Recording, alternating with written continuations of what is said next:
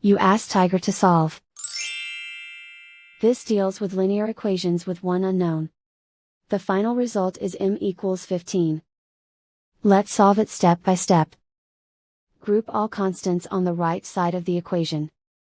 Add 9 to both sides. Simplify the arithmetic.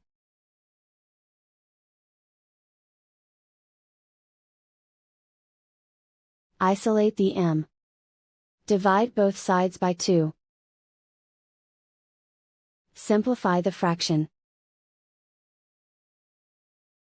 Find the greatest common factor of the numerator and denominator.